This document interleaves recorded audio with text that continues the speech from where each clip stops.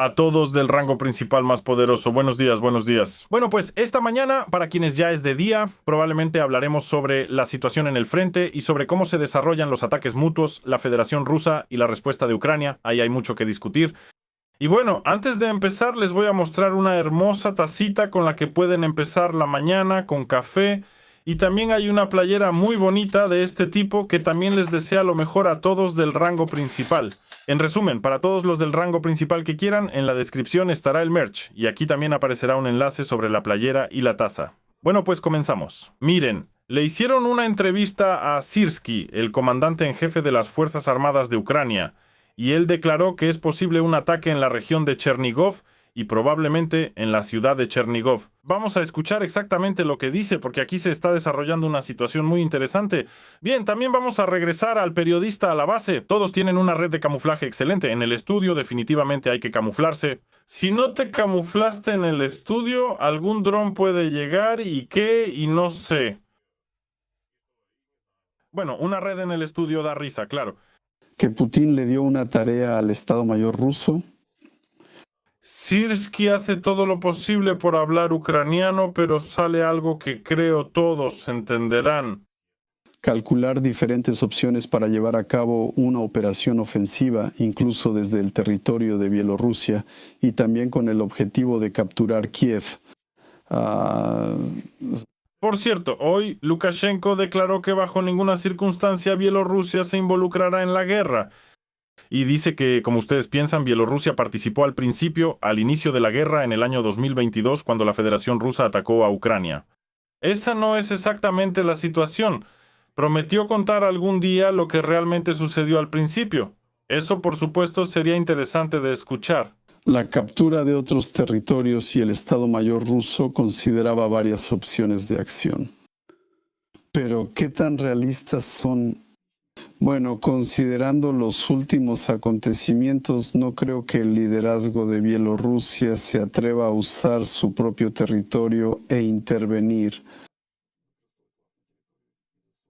Bueno, es decir, Bielorrusia, Syrskyi dice que probablemente tampoco participará. Y por cierto, hizo una declaración interesante, dijo que esos mismos retransmisores que vigilaban el equipo militar en Ucrania resulta que no están desconectados. Aquí todo esto contradice las palabras de Zelensky. Bueno, aquí quien conozca a este gobierno entiende que la mano derecha no sabe lo que hace la izquierda y una mano puede... ¡Ah, eso es de otra ópera! Para su uso y como cabeza de puente para llevar a cabo una operación ofensiva. Al mismo tiempo, por supuesto, tenemos en cuenta la realización de una operación ofensiva. Al mismo tiempo, también consideramos esa opción. La opción más probable, y esto se confirma por varios datos, posiblemente acciones ofensivas en el norte desde el territorio de Rusia, desde la región de Briansk. Esa es una opción realista y por supuesto nos estamos preparando para ello. Una ofensiva desde la región de Briansk en el norte de Ucrania, por lo tanto Syrskyi sospecha de una ofensiva. Así están las cosas. ¿Qué pasa con la dirección de Slaviansk? Tampoco van bien las cosas, la situación se está volviendo cada vez más difícil para las Fuerzas Armadas de Ucrania. Se informa que en la dirección de Slaviansk hay problemas en la zona de Krivaya Luka. La presencia en Sakitnoye aún se mantiene, pero según dice el observador militar, esto podría llevar a una tragedia. ¿Por qué? Porque los militares están atrapados por un lado por el río y por el otro por las fuerzas rusas que avanzan. Ya no hay logística ahí, en la zona de Alexandrovka continúan los combates en el sur, el este y el centro, y dice, sin fortalecer las posiciones y retirar ciertas unidades que mantienen puntos específicos en el mapa, ahí habrá una retirada hacia la central termoeléctrica de Slaviansk.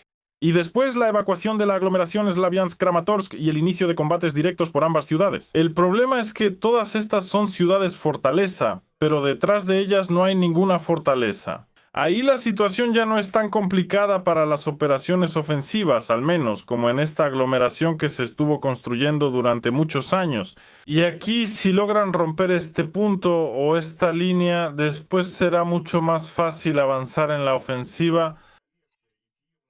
Por eso los militares están preocupados. Y además, dicen que ayer, durante el avance de la Federación Rusa en la zona de Sakotnoye, lo confirmó el observador militar Deep State. Se publicó un mapa de las acciones militares. Además, los rusos están avanzando hacia Nikolaevsk, que es uno de los puntos clave de Nikolaevka, y en varias otras ciudades en general todo esto también es complicado. Aquí en gris se muestra dónde entraron las tropas de la Federación Rusa y en rojo dónde ya se encuentran.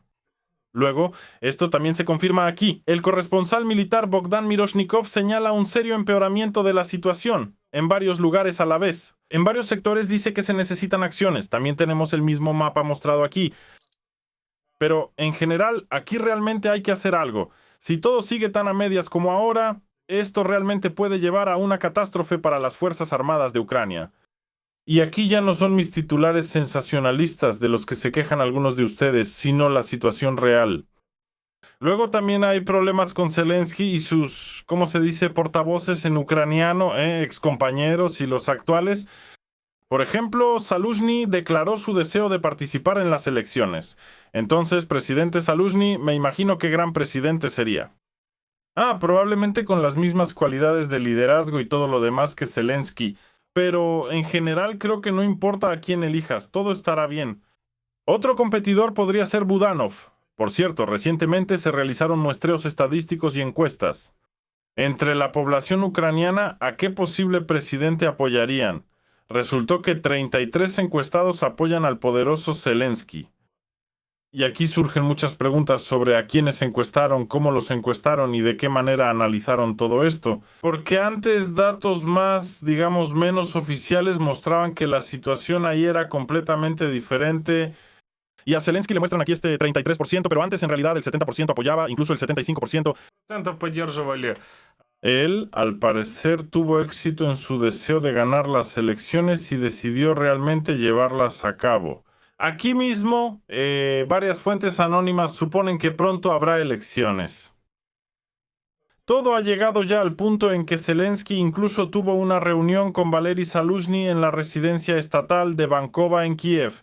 Él ahora ocupa el cargo de embajador de Ucrania en el Reino Unido, ustedes ya lo han visto. Al principio del video donde él decía a todos los poderosos buenos días, bueno, más bien good morning, la pronunciación original se mantiene, eso es lo que él decía.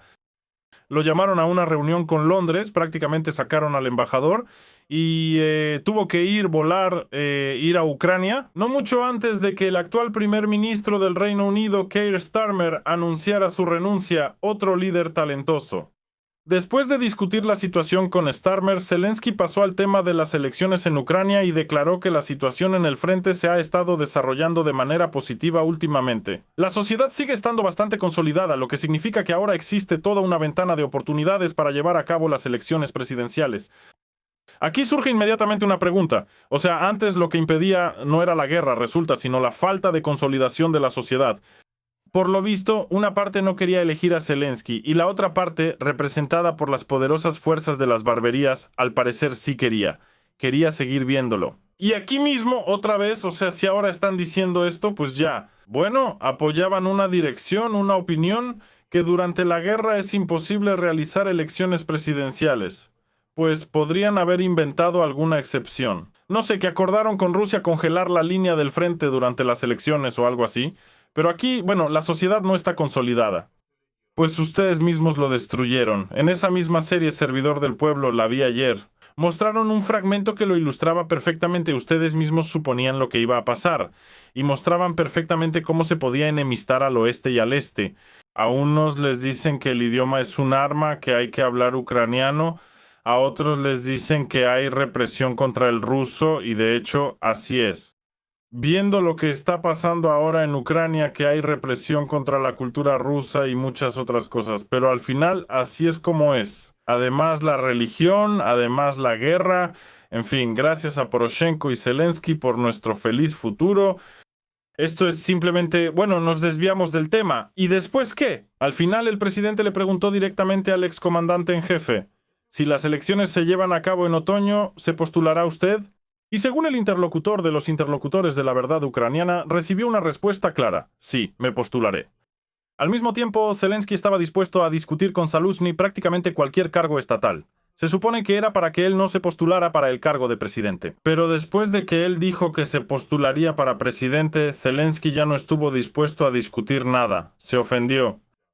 El propio excomandante en jefe explicó que no aspiraba a una carrera política, pero mucha gente, ¿entiendes?, deposita en él sus esperanzas. Es como dicen esos barberos. Bueno, yo quería ir al frente así, de verdad quería destrozar al enemigo con los dientes, pero los muchachos casi todos dicen los muchachos. Sí, los muchachos. Mis conocidos que están en el frente dijeron que, bueno, ahí está Vasya, Shora, Kolya, Sveta, no importa quiénes sean, son 1,000,000, simplemente su nombre es Legión. A estos barberos les dicen que los necesitan en la retaguardia, que son muy importantes, que vamos, Vasya, tú puedes. Y al final, ¿quién se libra de la movilización? Todo tipo de cantantes y cantantitas de boca, los llamados calzones cantantes, por así decirlo. Payasos comelones de circo ambulante, ¿para qué los necesitan en la retaguardia? ¿Qué hacen? ¿Por qué son tan necesarios? Es absolutamente imposible de entender. Algunos, como Tuki, tienen dolor en las rodillas, según él, por 2 semanas. Ahí, en los sótanos, como decía, también peleó con los muchachos, pero nunca entendí qué clase de guerra es esa en los sótanos. Pero bueno. Y luego le empezaron a doler las articulaciones y pues a descansar, aunque en ese momento ni siquiera tenía 60 ni 70 años. Ahora, por alguna razón, Tuki no quiere ir al frente. Bueno, aunque hay un contrato para los mayores de 60... Bueno, en fin, a lo que voy es que todos estos que se esfuerzan dicen lo mismo, que alguien les dice que los necesitan en algún lugar, incluyendo a Zaluzhny. La popularidad de Zaluzhny ya hace tiempo que se acabó, porque como dicen, ojos que no ven, corazón que no siente. Bueno, y él sigue al parecer pensando que ahora como que... Bueno, Zelensky, en mi opinión, tiene aún menos, por así decirlo, potencial para ser elegido como presidente. En fin, ahí terminó la reunión después de que Zaluzhny dijo que sí, que se va a postular. Y luego también se reunieron con él 2 personas maravillosas, Umerov y Arakamia. Repitieron los argumentos de Zelensky sobre una posible división en la sociedad si Zaluzhny decide postularse. Y al despedirse, ¿saben lo que dijeron? Hermano, piénsalo bien. Me imagino cómo estos 2 ucranianos de corazón le dijeron a Zaluzhny en un ucraniano bien patriota: hermano, piénsalo, hermano, ¿qué te pasa, hermano? Así es la vida. Sí. ¿Qué está pasando? En serio, este círculo político se parece más a los comerciantes de algún mercado donde andábamos en los años 90. Dicen que la popularidad de Zaluzhny sigue siendo alta, pero ya no muestra la misma dinámica que tuvo justo después de su destitución como comandante en jefe de las Fuerzas Armadas de Ucrania en febrero de 2024. Y Zelensky realizó otra reunión y discutió si se deben llevar a cabo elecciones presidenciales y si es así, cuándo y quiénes participarán en ellas. Pero es obvio quién puede participar en las elecciones en Ucrania. Llegó del patio, de la calle, y de inmediato empezó a participar en las elecciones como si nada. Bueno, está claro que estarán Budanov, Zelensky, Zaluzhny, ¿quién más? Beletsky de Azov, alguien más, un par de líderes fuertes más. La popularidad de Zelensky lo demostró, eso está oficialmente claro, según los cálculos que se hicieron. 33%, Zaluzhny tiene 22%, Budanov 14%, pero en la segunda vuelta, según los resultados de las encuestas, el presidente potencial ganaría a Zelensky con un marcador de 37 contra 32%, así están las cosas. Si Zaluzhny llega, habrá una gran victoria en el futuro, y los militares finalmente tomarán el control total de Ucrania. Después de eso, ¿el país empezará a prosperar? ¿Cómo va a florecer? ¿Cómo va a oler? Ay, mamá querida, hasta va a haber un aroma en el aire. Bueno, ahora sobre los ataques. Esta noche nos dicen que los drones ucranianos llegaron hasta Ufa y Penza. Una importante fábrica militar y una refinería de petróleo fueron atacadas por drones ucranianos de largo alcance. Por segunda vez llegaron a la refinería de petróleo en Ufa y a una empresa estratégica del complejo militar industrial ruso en la región de Penza. Ambos objetivos están a cientos, incluso a 1000 kilómetros de la línea del frente. Pero aquí se muestra que esto es en nuestro territorio. Esto lo lanzó Zelensky. En general, eso es lo que está pasando. Así es como sucede. Lo lanzó Don. En Pennsene. Bueno, así están las cosas. O sea, lo mostró. Y luego también declaró que en la mañana los drones atacaron 2 objetivos. Bueno, de hecho, la refinería de Ufimsky está a unos 1350 kilómetros. Y también la producción de microelectrónica en la empresa de Pennsene, NIIFI. A 600 kilómetros en general eso es lo que hay. Además de todo, el aeródromo de Saki en Crimea fue alcanzado y los cazas Su-30 fueron atacados. El Servicio de Seguridad realizó este ataque y por supuesto esto es parte de la operación de 40 días de impacto sobre la Federación Rusa, que el Servicio de Seguridad lleva a cabo por encargo de Zelensky. En resumen, Zelensky aquí es como, el bastón de jade sobre el cual se sostiene todo esto, toda esta campaña militar. Al mismo tiempo, en Ucrania prometen cortes de luz. Han comenzado los días calurosos, de lo que ya les había hablado antes. Bueno, esto es especialmente para los funcionarios, por si acaso no miran por la ventana, y se ha declarado que por supuesto no hay pánico. No hay motivos para preocuparse, pero podría haber tal vez cortes de luz, tal vez cortes de luz de hasta 6 horas al día. Al mismo tiempo, todo esto se aplicará principalmente en las horas de la tarde durante el pico de consumo, justo cuando la gente llega del trabajo o de la escuela, y de inmediato apagan la luz. Quédate sentado en la oscuridad, en el calor. Haz lo que quieras. Y eso que en Ucrania, en varias regiones, la temperatura superó los 50 grados, nunca había pasado algo así. Y aquí vamos de nuevo. Como dicen, bueno, esa es una temperatura realmente extrema. Antes no pasaba eso. ¿Y ahora qué? Ahora, líderes poderosos. Aquí la diputada Circo dice que ahora vamos a sacudir a Rusia. O sea, bueno, ella va a sacudir, claro, sin el apoyo general ucraniano. Antes, por cierto, ella expresaba ideas bastante normales en contra de toda esa camarilla. Y no era una halcona, pero ahora, ya ven, también es una agitadora. Demolition Girl, por así decirlo, o sea, como se llama, Circo. Y ahora ella nos va a contar cómo agitar las cosas. Sucede en el centro de Rusia. En realidad los problemas en el centro son mucho mayores, más peligrosos que para Putin. Perdieron el dinero, perdieron el país. Como que perdieron a la gente y no sirvió de nada. Y además perdió la guerra. ¿Saben cómo se dice en ucraniano, mi papá es espía? Es una broma, por si acaso. Mi papá tiene un radio. Pero en ucraniano, tener radio significa tener razón. O sea, si tienes radio, tienes razón. Pero suena interesante. Imagínate, tendrán que capitular, darnos 548.000 millones. Y después de eso, ¿qué van a hacer? ¿Los vamos a destrozar? ¿Nos llevaremos todo su petróleo? ¿Podemos quedarnos con el dinero del petróleo?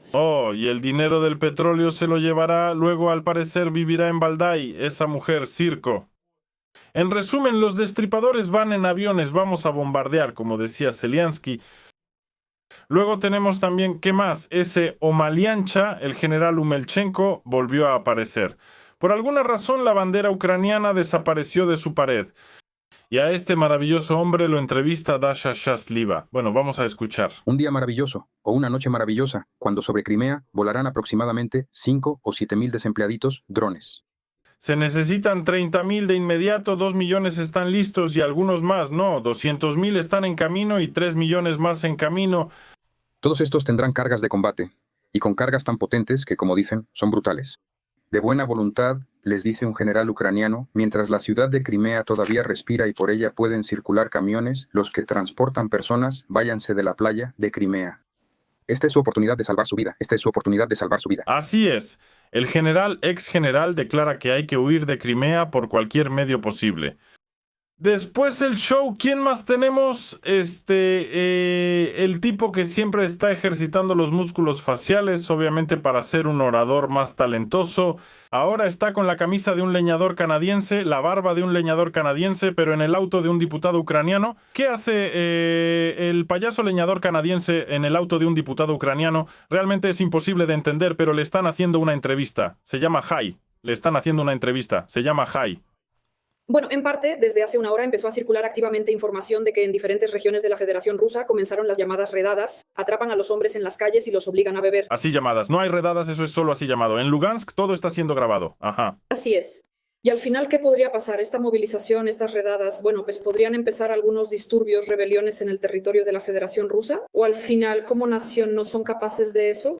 Miren, ahora tienen un déficit presupuestario gigantesco. Están enfrentando una catástrofe en los presupuestos regionales y pronto simplemente no podrán pagar ese dinero. Por lo tanto, les resulta más fácil movilizar a la gente que pagarles los millones que les están pagando. Simplemente pronto no podrán hacerlo debido a la catástrofe que tienen en Lugansk. Tal vez podría haber una revuelta. Una revuelta, bueno, tal vez o tal vez no haya revuelta, o tal vez sí haya revuelta. Es como el chiste sobre la probabilidad de encontrarse un dinosaurio en la calle. Sales a la calle, pero puede que te lo encuentres o puede que no, 50 y 50. Está claro que el margen de error estadístico también debe tomar en cuenta la probabilidad de que exista un dinosaurio en nuestra época. Pero esto, repito, es una broma, no algún razonamiento matemático sobre las realidades de nuestra existencia. Mi existencia. ¿Y qué? Y vamos a mostrar a el que es para mostrar Cuanto más avanzan, más guerreros duros con empanadas muestran. Bueno, esto simplemente... Bueno, ¿qué es esto? Está bien, vamos a escuchar. Él dice que en el frente no da miedo. Bueno, ¿quién sino este personaje para saberlo? La mayoría de las personas, en muchos, tienen preocupaciones y además la propaganda rusa se activa mucho. ¿Qué más podría ser necesario explicar y cómo lo hacen ustedes? Como usted dice, es cierto, la propaganda enemiga hizo su trabajo. Todos pensaban que aquí solo había asaltos suicidas y que las personas que llegaban con nosotros no durarían mucho, que seguramente morirían. Pero cuando llegan a filas de batallones altamente tecnificados, es posible destruir al enemigo sin exponerse a un peligro total. Ah, los robots trabajan, el hombre está feliz, dice el tipo, especialista en combatir el Borsh y las Pelmeni, pero por supuesto le creemos. En el frente no se necesitan personas, en el frente se pelea con robots, tanques robotizados, plataformas, drones y con lo que sea que peleen ahí. Bueno, en general pelean con lo que se les ocurra, pero no con personas. Las personas, los soldados de asalto, la infantería, no hacen falta para nada. ¿Para qué están? ¿Para qué? No hacen falta. Por eso esperemos que el frente se convierta en una línea completamente robotizada y láser, sin personas en absoluto. Aquí podríamos recordar varios relatos de ciencia ficción, pero no los vamos a recordar. Bueno, eso es todo. ¿Qué más se puede decir? Las elecciones están a la vuelta de la esquina, la guerra continúa, el país prospera económicamente, y cuanto más avanza esto, más absurda se pone la cosa. Bueno, en realidad no son partisanos, sino estos pseudocombatientes y los verdaderos combatientes. Adiós a todos. Supongamos que hay un puesto que quieren ocupar 2 personas. Además, este puesto requiere conocimientos, cierta experiencia y así sucesivamente, y ambos tienen lo mismo. Todo es igual entre ellos. Bueno, uno es una persona decente, el otro es un verdadero canalla. La pregunta es, ¿quién ocupará ese puesto? La respuesta, por supuesto, es el canalla, porque él hará cosas que una persona decente no haría. Y él, por supuesto, logrará abrirse camino. Y el tribunal concluye que a medida que aumenta el nivel de gestión, se acumulan más canallas.